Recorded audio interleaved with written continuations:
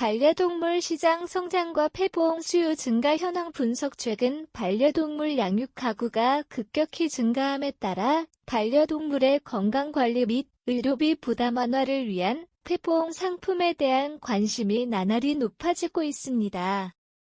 2022년 통계에 따르면 국내 반려견과 반려묘는 약 799만 마리로 추산되며 다른 종류의 반려동물까지 포함하면 그 수는 1천만 마리를 훨씬 상회할 것으로 예상됩니다.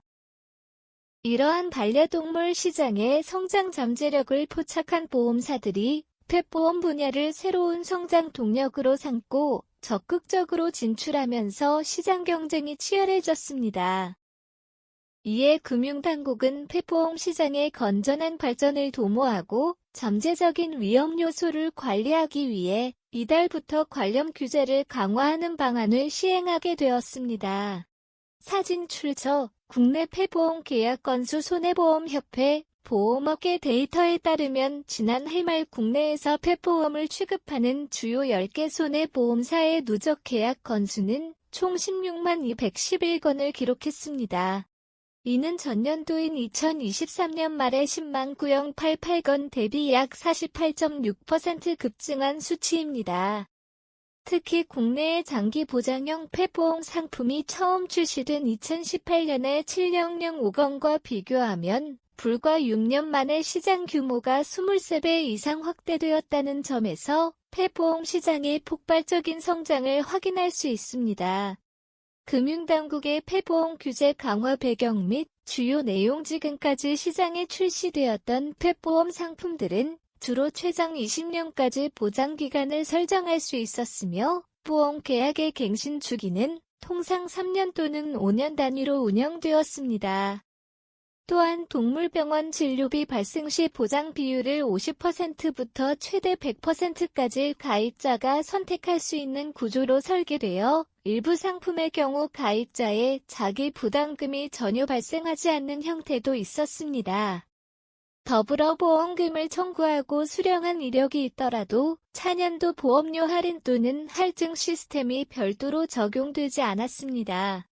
하지만 금융당국은 이러한 시장 상황과 상품 구조가 내포한 위험성에 주목했습니다. 동물병원 진료비에 대한 표준화된 체계가 아직 미비한 상황에서 과도한 보장 비율과 긴 갱신 주기 그리고 보험금 청구에 따른 보험료 조정 부재 등은 보험사의 손해율을 급격히 악화시키고 이는 결국 보험료 인상으로 이어져 과거 비급여 진료비 문제로 손해율이 높아졌던 실손보험과 유사한 상황을 초래할 수 있다고 판단했습니다. 이에 금융감독원은 보험사들에게 펫보험 약관 수정을 포함한 제도 개선을 요청하였고 그 결과 다음과 같은 주요 변경사항이 적용되었습니다.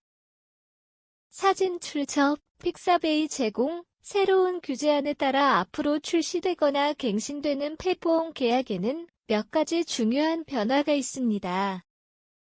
첫째, 보험 계약의 재가입 주기가 기존 3에서 5년 단위에서 매년 1년 단위로 단축됩니다. 둘째, 보험금 청구 시 가입자가 부담해야 하는 자기 부담률이 최소 30%로 상향 조정됩니다. 셋째, 진료 건당 최소 자기 부담 금액은 3만 원으로 설정되었습니다. 이러한 변화는 보험 가입 시 가입자의 자기 부담을 늘리고 갱신 과정을 통해 위험률을 재평가하겠다는 의도로 해석될 수 있습니다. 변경된 규제가 보험 가입자 및 시장에 미칠 파급 효과. 이러한 규제 변화는 펫보험 가입자에게 직접적인 영향을 미칠 것으로 예상됩니다. 매년 갱신 및 재가입 절차를 거쳐야 하므로 보험 가입 기간 중 반려동물의 치료 이력이 있는 경우 다음에 보험 갱신 시 가입이 거절되거나 보험료가 상당폭 인상될 가능성이 커졌습니다. 다만 규제 변경 이전에 펫보험을 가입한 기존 계약자의 경우 갱신 시점이 도래하더라도 변경된 약관이 아닌 가입 당시의 약관을 적용받아 보험 계약을 유지할 수 있을 것으로 전망됩니다. 보험업계에서는 이번 금융당국의 규제 강화 조치가 단기적으로는 펫보험 시장의 성장세에 제동을 걸고 시장 규모를 다소 위축시킬 수 있다고 예측하고 있습니다. 그러나 장기적인 관점에서는 시장의 불확실성을 줄이고 손해율을 안정적으로 관리함으로써 플랫폼이 보다 지속 가능한 형태로 발전하고 소비자들의 신뢰를 얻는 데 기여할 수 있을 것으로 기대됩니다.